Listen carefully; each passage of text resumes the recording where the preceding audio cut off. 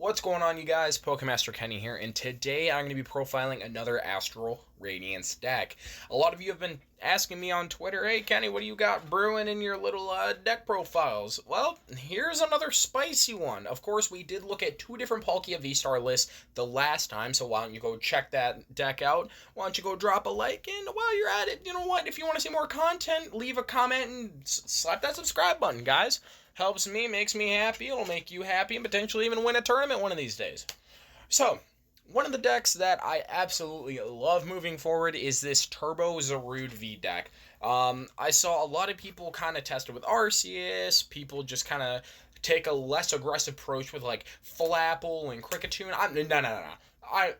I like pure aggression. I want to see how fast this deck can go and how fast you can get the KO. Zarude V has an attack for 2 grass and a colorless, where it does 240 if your opponent's active Pokemon is a V. With a choice spell, you hit 270, and you can attack with this thing on turn 1, essentially, which is insane.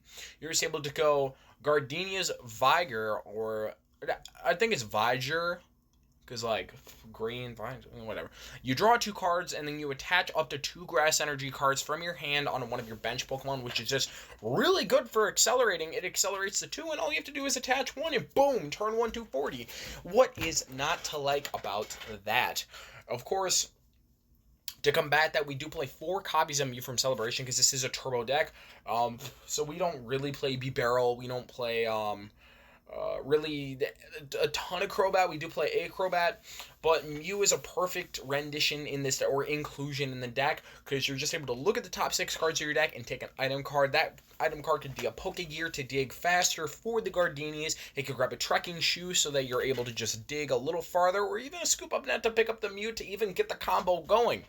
You know, it's just one of those things where it makes a lot of sense to have in here. The reason why there's 4 is because you want to open it over the Zarude, which is why you also play 4 Zarude. It's just one of those things where you may not need all 4, but starting with it is very crucial. We do play 2 copies of Galarian Zigzagoon, because Galarian Zigzagoon hits us that 280 number against things like Arceus with the big charms, or without the big charms. But you can also one-hit KO an Arceus with a big charm due to the ability of double Galarian Zigzagoon and 4 scoop-up nets and choice belt in this deck. It is insane how good this deck can reliably be. You also play 1 Crobat V, so in case you need to draw more cards and you kind of ran out of that firepower, you can just keep digging. And then 1 Radiant Greninja, which we talked about in the last video, where you discard an energy from your hand and draw 2 cards, which is just another way to just dig through your deck a little faster. I know it's a little contradicting to where you're discarding the energy instead of putting it in your hand. We do play a copy of Training Court so that we are able to bunt that back.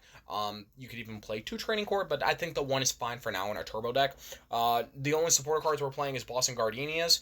You want to hit that Gardenia as fast as you possibly can. It's your main draw engine to begin with. You will be burning through your deck very, very, very quickly anyways. So it makes sense to just play 4.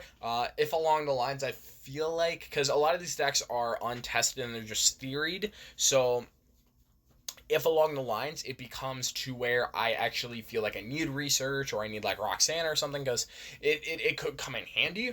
But for this specific build, I want to go as fast as I possibly can and get that turn 1 knockout on Pokemon Vs, which can be very, very good.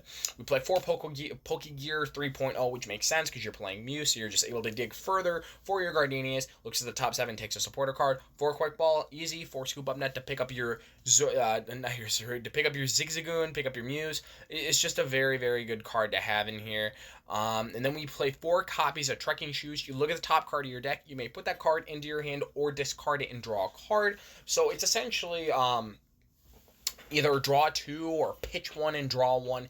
It's a very good card in this deck because, like I said, turbo is key. Trekking Shoes kind of gives you that a little availability so that you're able to consistently dig further and further, while pitching resources you may or may not need along the lines. We do play 3 copies of Choice Ball so that we're able to hit them consistently, so you can get that turn 1 270.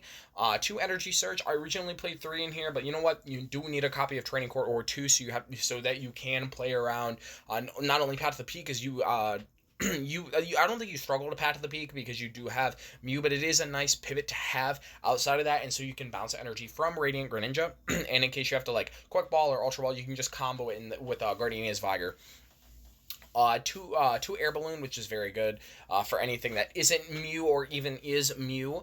That has like a 2 prize cards, so you can't scoop up net it. 2 level ball, so you're able to search out your Zigzagoons and Mew a little bit easier, and then 2 ultra ball. I don't really like 4 ultra ball in this deck. I know I said consistency is key and trying to find them is key, but when you're digging through your deck so much and having to discard 2 cards, those 2 cards could be very crucial to the combo of trying to dig extremely fast. They could be grass energies you can't bump.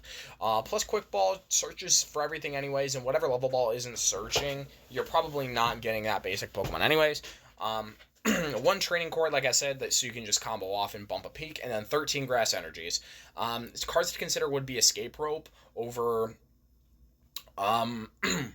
maybe Balloon, but I feel like a permanent switching card is very good in this deck. If you do plan on ending the game sooner, though, maybe drop the air balloons for Rogue, because if your opponent has a Sobble in the active or has something in the active and then they're only be on the bench, you are able to just escape rope around it and just one-shot them. That's the beauty of this deck. You're just able to go further and further into this deck, especially against Genesect V. I believe you one-shot Genesect V through their resistance and or Choreo, which is insane to even think about turn 1. But like I said, this list is untested. The majority of the lists that I am putting out are untested, minus a couple of them. So if you do want to see more decks like this, please drop into the comment section below what you do want to see, and I thank you guys for watching. Please subscribe and like for more content. Come on, guys. It makes me happy. It makes you happy. It makes the Rogue Kings happy. And until next time, guys, have a good one.